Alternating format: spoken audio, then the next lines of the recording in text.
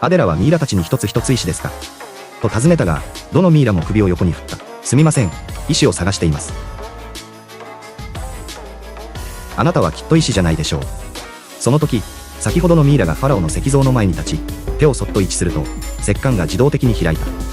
ァラオは棺の中から起き上がり、両手で支えてストレッチをしながらよく眠れましたとつぶやいた。ミイラはアデラをファラオに紹介し、私たちはいずれもアデラさんに蘇らせていただきました。彼女の妹を治すために手伝っていただきたいと思っていますと説明した。ファラオはアデラとその妹の深い姉妹愛を見て感動し、医師に彼女を治してくれと指示した。医師は妹の帽子を取り外し、額に刺さっている針を見ると、そのまま手で抜き取った。